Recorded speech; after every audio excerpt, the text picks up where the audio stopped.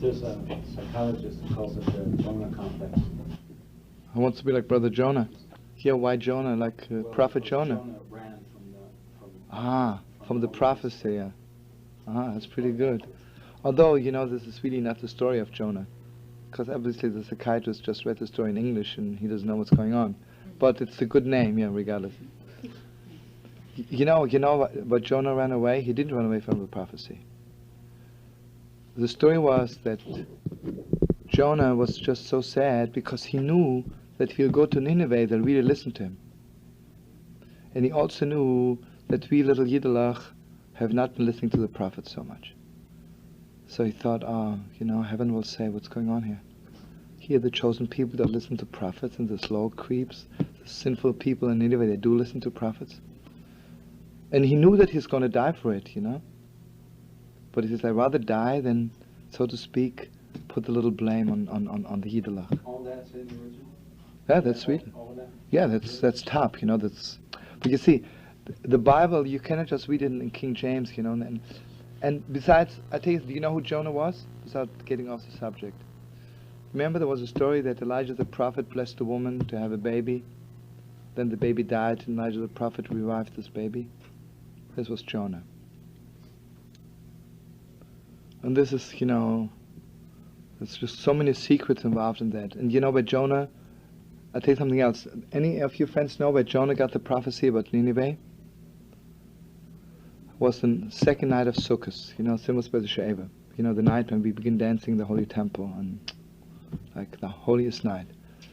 And it was, and Yona became bar mitzvah on that Sukkot, So he went to the Holy Temple for his bar mitzvah. It was mamish dancing like mad, Brother Yonele, dancing like mad. Mamish the highest level. He had this prophecy. And you see what it is, because Elijah the prophet, he was very much caring for God.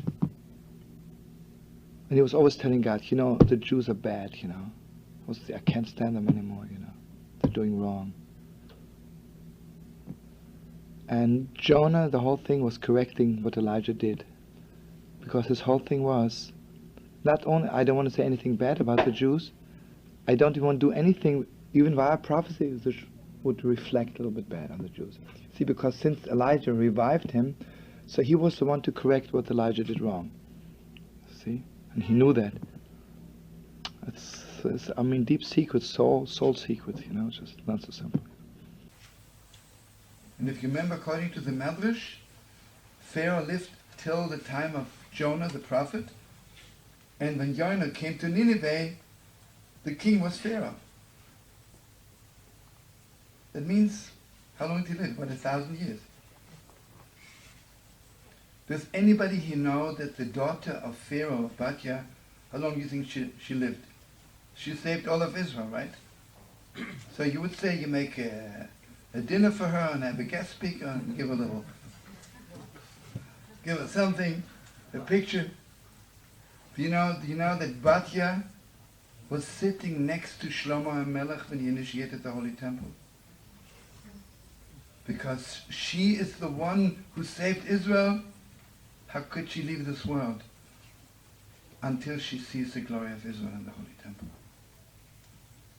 So everybody knows, the Midrash says, when King Solomon was sitting on the throne, and don't tell this maybe to Rebbes, they'll be angry if I tell you this, he was sitting between two women. On one side was his holy grandmother Ruth, who was privileged to see the Holy Temple, and Batya, the daughter of Pharaoh. Not to be believed, right? You remember what's crossing the Red Sea is to remember not only remember what God did for you, how much do you remember what other people do for you? How much do you remember what good friends other people are? And you see, I don't want to say anything, but I don't want to mention his name in shul. The West made him so big, right? Every country in the West helped him. And Gewalt, he does not know what it means to be thankful. And everybody knows his own people, he kills them left and right. He's mamish, it says, Seele Seele Kim. He's the opposite of Yiddishkeit. He's the opposite of a human being. Mamish, the opposite of everything we hold holy. So, obviously it's not only, the fight is not only between missiles. The fight is between the power of holiness and the power of unholiness. But every one of us has to make himself strong. First thing is absolutely to remember when someone ever did us a favor. So special, so special. If I would be the chief rabbi of Israel, I would say right now, those days, is the time to call up every person who ever did you a favor and thank them again. Start all over again. And also, the most important thing is to remember all the miracle God is doing for us all this time.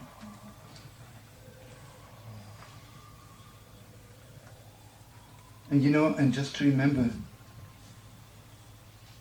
God's watch does not ever stop. Our watches get a little bit confused sometimes. God has a different clock there.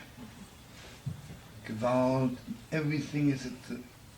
the Gemara says, Shabbos begins at the very split second. Vaye Erev, Vaye Boker. It was night, it was day. Have you ever seen the sun calling up about knowing the time? The sun says, I don't know what time it's supposed to come out. Is it already 5:25? So it's, hey, who's this? Oh, the sun. Hey, where are you hanging up there? Yeah, I can't decide. Is it already 5:25? Have you ever heard the moon calling up? Hey, I'm embarrassed to ask, but what time is it? Mamish, exactly. Mamish, be'itai, in God's time, we know exactly. Split second.